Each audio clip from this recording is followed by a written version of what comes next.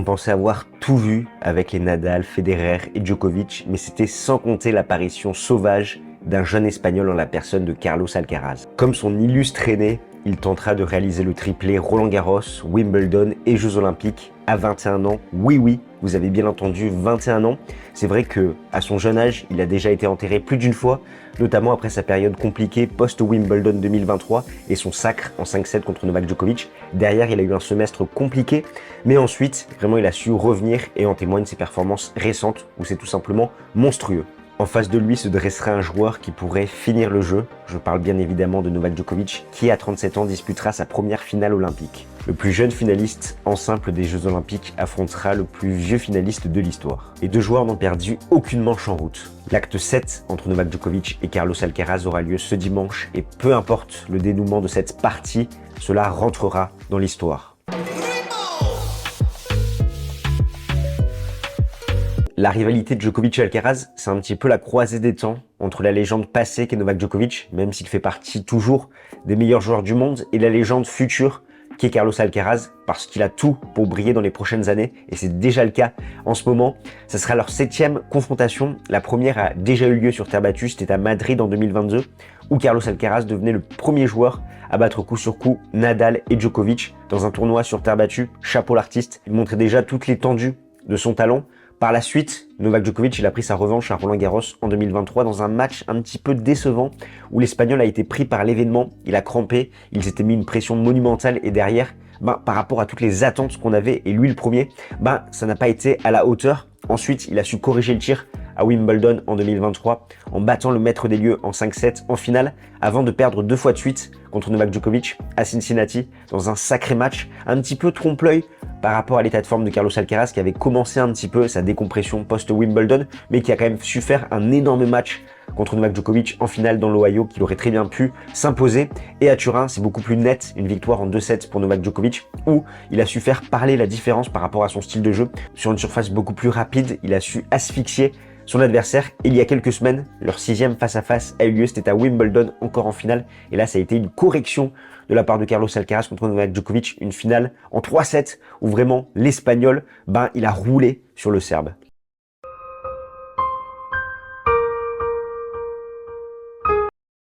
Pour revenir sur Novak Djokovic, après une médaille de bronze en 2008 et une défaite pour la médaille de bronze en 2021 et cette déconvenue en demi-finale contre Alexander Zverev, ensuite il s'est incliné contre Pablo Carreño Busta, Djokovic va disputer sa première finale olympique à 37 ans, devenant ainsi le plus vieux joueur de l'histoire à disputer cette finale en simple et surtout il pourrait terminer le jeu. Pourquoi je dis ça? Parce qu'il pourrait décrocher le seul grand titre qu'il manque à son immense palmarès et ainsi faire comme Agassi, avoir décroché au moins une fois chaque grand titre, les grands chelems, les ATP Finals, les Masters 1000 et maintenant l'or olympique. Sauf que la tâche s'annonce délicate pour le Serbe qui connaît une saison mitigée. Alors certes, vous allez me dire, ok, il fait demi-finale à l'Open d'Australie, quart de finale à Roland-Garros, finale à Wimbledon, mais on est bien loin des standards de Novak Djokovic. Je rappelle quand même, on parle de Novak Djokovic, le meilleur joueur de l'histoire du tennis, pas de Stefanos Tsitsipas. C'est impossible de se contenter de ces résultats. Et pour le moment, ça fait un petit peu tâche parce qu'on est en août et il n'a toujours pas décroché le moindre trophée, ni la moindre victoire contre un membre du top 10. On parle de Novak Djokovic, je le répète encore une fois.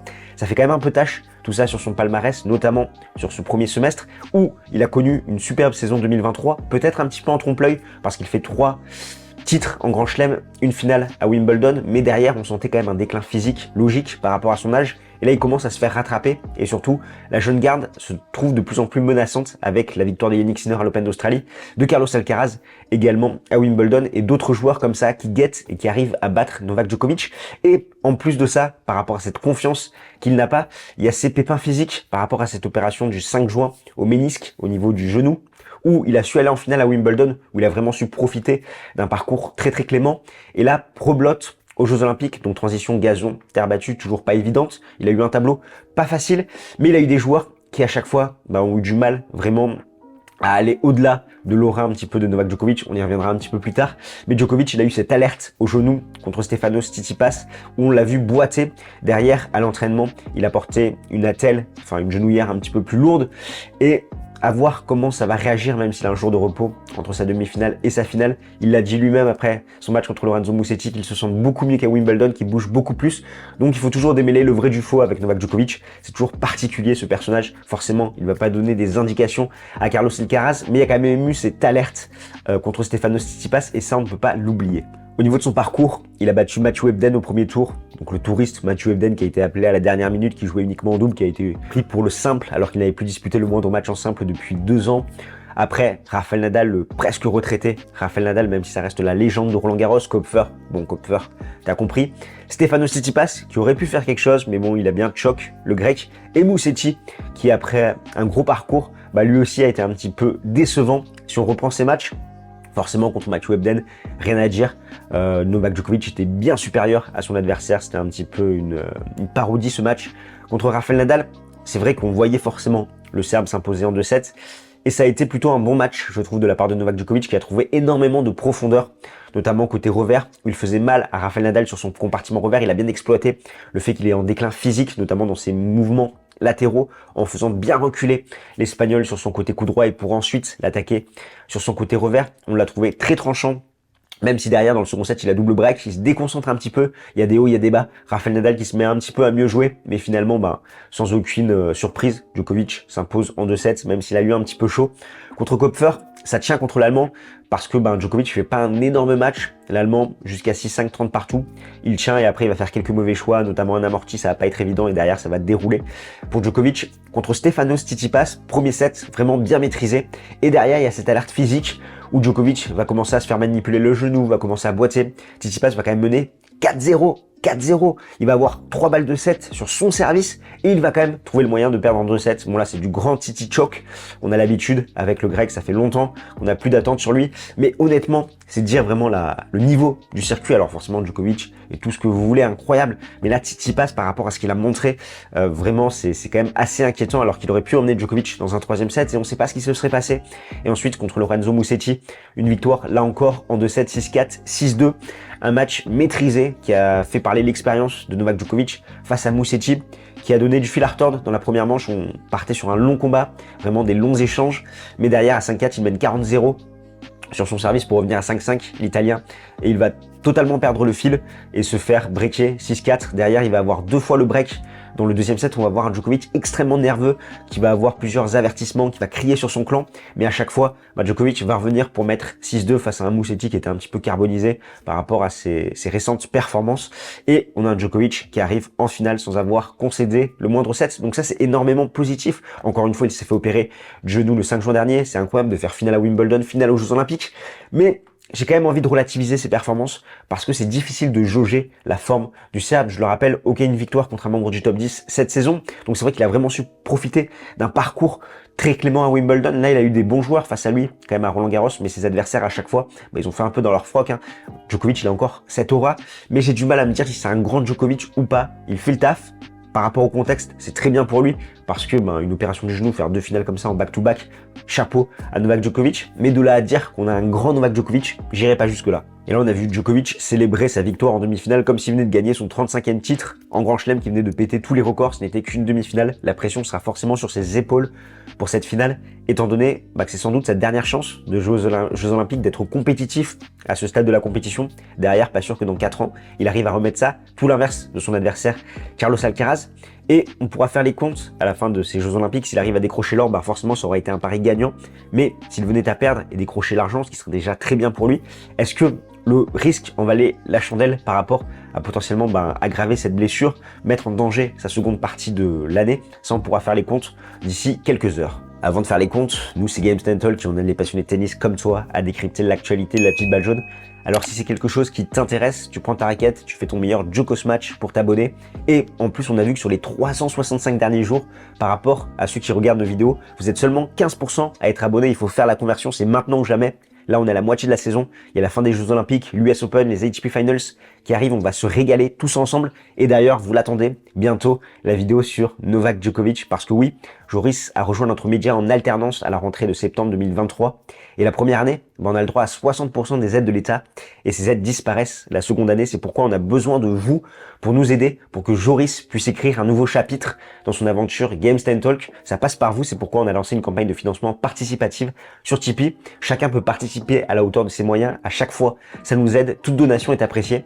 Et on a mis en place 2 formules, une à 2 € par mois qui te donne accès à un Discord privé où tu vas pouvoir échanger directement avec nous et une à 5 € par mois où chaque mois, en plus de toutes nos vidéos, tu vas avoir 2 vidéos exclusives rien que pour toi. Celle de juillet était sur Gasquet et Paolini, du très très lourd arrive. Si tu veux en savoir plus, tous les liens sont en description. Un grand merci à toi.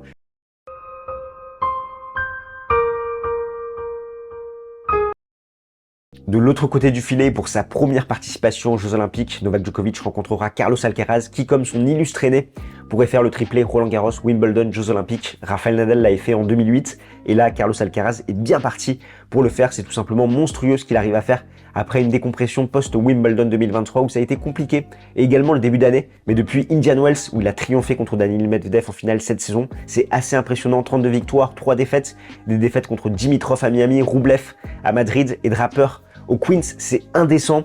Et on l'a vu à Roland-Garros, il était à 60-70% de ses capacités. Il a bataillé sur chacun de ses matchs. C'était pas du gros Alcaraz qui était un petit peu dans la caricature de lui-même, à vouloir trop forcer, frapper plus fort que son adversaire. Et pourtant, il gagne Roland-Garros. Derrière, à Wimbledon, il a retrouvé de sa superbe, de sa créativité. Il a eu des hauts, des bas, notamment contre Tiafoe, contre Humbert, contre Medvedev. Et pourtant, il roule sur Djokovic en finale. Et là, aux Jeux Olympiques, je pense qu'on a retrouvé du très très grand Alcaraz. 12e victoire consécutive. Autant de victoires de suite à Roland-Garros, étant donné qu'il s'est imposé porte d'Auteuil il y a quelques semaines. Là, au niveau de son parcours, quand même, c'est 5 victoires en 2 sets contre Habib, Griekspoor, Safiullin, Paul et Auger-Aliassime en délivrant parfois les meilleurs sets de sa saison. Il y a eu un set difficile contre Griekspoor où il s'impose au tie-break. On l'a vu se faire traiter médicalement dans les vestiaires. Il avait les jambes un petit peu raides, comme il le dit là d'ailleurs dans sa conférence de presse. Il a l'habitude de négocier ça. Et c'est surtout le match contre Tommy Paul qui a été de haute volée. On le sait, l'Américain, il sait manœuvrer Carlos Alcaraz et il a des balles de double break pour mener 4-0 dans le deuxième set. Il est mené d'ailleurs l'Espagnol 5-2 dans le deuxième set avant de se révolter, de s'imposer en 2 sets. Et franchement, il fallait le sortir Tommy Paul en 2 sets. On sait, il a des compétences athlétiques de fou.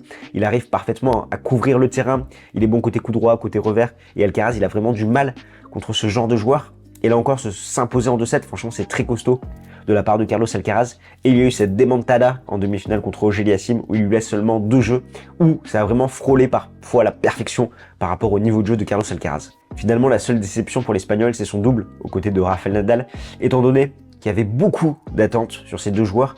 Et on a vu vraiment le manque d'automatisme de Carlos Alcaraz en double, là où Rafa, lui, il a porté ce double. À chaque fois, il s'incline en 2 sets contre la paire américaine très solide Krajicek-Ram. Mais Carlos Alcaraz, c'est un peu lui qui a flingué le double. Et on se dit que pourquoi pas, Nadal aurait peut-être eu plus de chance avec un Marcel Granollers, toujours très affûté en double. Mais finalement, derrière, ça lui permet d'avoir que le poids du simple à porter. On l'a vu vraiment briller sous le drapeau espagnol. Ça fait extrêmement plaisir. Et là, tous les voyants sont au vert pour Carlos Alcaraz, que ça soit physiquement, au niveau de la confiance, quand tu as gagné Roland-Garros et Wimbledon, forcément, tu arrives en finale en pleine bourre. Et en plus, cette semaine, il n'y avait pas Juan Carlos Ferrero. Ça montre que Carlitos, il s'est débrouillé sans son coach, même s'il va faire le déplacement ce week-end pour assister à cette finale. Et petit fun fact, dimanche, Carlos Alcaraz peut devenir le plus jeune champion olympique de l'histoire. Il effacerait des tablettes l'Américain Vincent Richard, sacré à Paris il y a 100 ans, face à Henri Cochet. L'épreuve de tennis avait eu lieu à Colombes.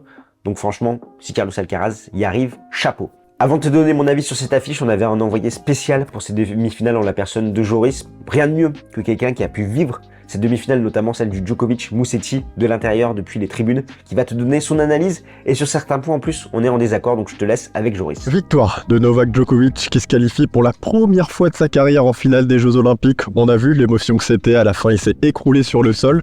Et c'est une victoire très très solide contre Musetti, 6-4, 6-2 avec un premier set hyper intense. Les deux joueurs qui nous ont offert quelques bribes de leur match à Roland-Garros monstrueux il y a quelques semaines. Et on a eu un premier set très accroché, les deux joueurs qui ont trouvé une énorme longueur de balle avec des gros points, des gros rallyes. Mais Djokovic en est sorti plus fort au mental, à la tête, il a fait le break au bon moment. Et dans le deuxième set, un Musetti qui a un peu lâché, qui a été moins régulier, qui a fait quelques fautes qu'il fallait pas faire dans des moments un peu tendus. Et Djokovic en a magnifiquement profité, il s'est montré très solide alors qu'il était inquiet pour son genou. Franchement, il a bien tenu le coup, j'ai pas senti de réelle gêne au niveau de son genou. Maintenant, c'est peut-être que le match n'a pas dépassé les 2 heures. Si on aurait eu un troisième set, peut-être que Djokovic aurait été un peu plus gêné. On le saura en finale face à un Alcaraz en pleine confiance qui a mis une grosse fessée à Auger-Aliassime. Ce Djokovic-Alcaraz qui devient un classique d'ailleurs, il va être intéressant. Je pense que Djokovic a ses chances. Par contre, je pense que Djokovic a ses chances sur 2 sets. Je pense que s'il y a un troisième, Alcaraz prendra le dessus, trop fort physiquement. Mais je pense que Djokovic peut gagner cette finale parce que ce Djokovic qu'on a eu pendant ces Jeux Olympiques, je le trouve quand même monstrueux. Je pense qu'il a fait des très gros matchs contre Nadal. Forcément, moi, il m'a impressionné dans le premier set. C'est une perfection tennistique. C'est un des meilleurs sets sur terre battue pour moi de sa carrière. Et il a magnifiquement évité les pièges de Kopfer, de Tsitsipas, même si les deux joueurs ont un peu échoué dans les moments importants. Sauf que le problème, c'est qu'en face, on a un Alcaraz impérial, en pleine confiance, qui a gagné Roland-Garros,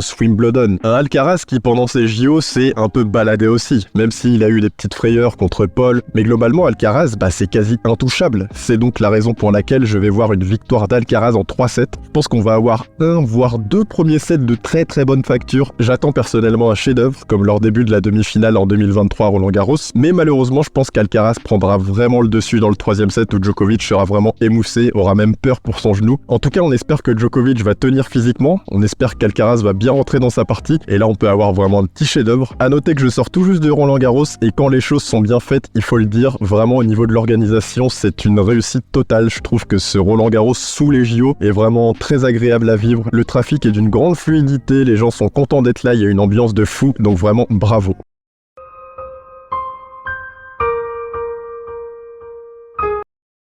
Par rapport à cette affiche, il y a plusieurs variables. Déjà, le climat. La finale se jouera à 15h30 en plein après-midi où ils annoncent quand même assez chaud, 25-26 degrés. Forcément, on sait que Djokovic, il a du mal à jouer dans ces conditions, d'autant plus que ses 2 derniers matchs étaient en night session à 19h, là où la température descend un petit peu. Contre Kopfer, ça a été un peu compliqué dans ces conditions-là et contre Rafa, bon, il fait un très bon match, mais finalement, il va peut-être manquer de repères par rapport au fait de jouer à cet horaire-là. La pression, je l'ai dit, pour moi, c'est côté Novak Djokovic. C'est sans doute ses derniers Jeux Olympiques. Alors que si Alcaraz, il ne gagne pas l'or maintenant, dans 4 ans, il peut remettre ça dans 8 ans. Il peut remettre ça même dans 12 ans. Il peut remettre ça. Donc vraiment, Djokovic, il doit se dire, c'est maintenant ou jamais. Et après, d'un point de vue tactique, est-ce qu'on peut se baser sur ce qui s'est passé à Wimbledon, où franchement, on avait été assez déçus de la finale? Ça a été un retour à la réalité assez brutal pour Novak Djokovic qui n'avait pas du tout été testé dans ce tournoi face à un Carlos Alcaraz qui avait très bien joué, des retours bloqués sur les premières de son adversaire justement pour que Djokovic côté coup droit, ça soit à lui de générer son propre rythme, très solide au service également. Alcaraz qui avait envoyé des missiles, qui avait pas mal varié avec des services au corps et surtout côté coup droit il s'était montré très agressif là où Djokovic il n'avait pas de véritable fil conducteur. On l'a senti abattu rapidement dans cette rencontre où il tentait des services volés un petit peu en tongue, où il voulait un peu trop long, notamment sur le côté coup droit de Alcaraz, qui fait qu'il s'exposait au passing. Donc là, je pense qu'il va arriver un petit peu mieux préparé, d'autant plus qu'il a quand même un peu plus de confiance avec des victoires en 2-7, Novak Djokovic. Et il a ce format aussi à se dire, j'ai pas 3 sets à prendre à Carlos Alcaraz, j'en ai seulement 2. Mais honnêtement, factuellement, j'ai du mal à voir Novak Djokovic s'imposer dans cette rencontre par rapport à la confiance d'un Carlos Alcaraz qui a été impressionnant cette semaine. Et Novak Djokovic, qui est tombé contre des joueurs qui avaient perdu un petit peu au bout de quelques coups de raquette, même s'il y a cette victoire contre Rafael Nadal, qui est fondamentale pour lui, pour son histoire également, pour aller chercher cet or olympique. Mais j'ai du mal à voir le Serbe s'imposer. Qu'est-ce qu'il va pouvoir faire? Carlos Alcaraz, déjà, sur cette surface, il va pouvoir profiter de son service kické, notamment sur seconde balle, côté avantage sur le revers de Djokovic pour se procurer une balle courte et derrière attaquer plein coup droit du Serbe. Qu'est-ce qu'il va pouvoir faire d'autre? Contrairement à Roland-Garros 2023, il va devoir se montrer un petit peu plus patient côté coup droit, notamment ceux en bout de course où il avait tendance à beaucoup trop exploser, à vouloir en mettre un petit peu trop et ses balles sortaient. Djokovic en avait d'ailleurs profité à merveille. Il devra exploiter ça un petit peu, cette diagonale coup droit où on sait que Alcaraz, sur gazon, il arrive à trouver le bon tempo, le bon rythme, le bon équilibre entre son agressivité et son contrôle, là où il a tendance à vouloir beaucoup trop lifter, beaucoup trop en mettre côté coup droit sur terre battue et ça a tendance à sortir. Donc à voir si Djokovic arrive à en profiter profiter, d'autant plus s'il y a un petit peu de pression sur l'épaule de Carlos Alcaraz, même si encore une fois pour moi la pression sera côté serbe. On l'a vu d'ailleurs par rapport à sa célébration en demi-finale. Ensuite, les retours, c'est pas mal ce qu'il a fait à Wimbledon, les retours Carlos Alcaraz. Là, il y aura forcément plus de balles en jeu. Le service de Djokovic est un petit peu plus faible sur terre battue, donc des retours bloqués, pourquoi pas. Coucou Stan Wawrinka qui l'avait très bien fait d'ailleurs en finale à Roland-Garros en 2015, pour que Djokovic doive générer son propre rythme. Côté coup droit, on sait qu'il est moins à l'aise dans ces conditions, qu'il préfère s'appuyer sur la balle de son adversaire. Après, je pense que ce qu'il a fait à Wimbledon, beaucoup varier les zones au service, ça va vraiment être intéressant pour Carlos Alcaraz. Et côté Novak Djokovic, pourquoi pas exploiter un petit peu ce qu'il a fait, notamment à Roland-Garros en 2023, sur cette diagonale coup droit, forcer un petit peu Carlos Alcaraz à la faute. Après, s'il arrive à trouver beaucoup de profondeur à la relance, également sur son côté revers, côté coup droit, pour empêcher les services plus sains de Carlos Alcaraz, vraiment le museler du fond du court, il va devoir se montrer très bon.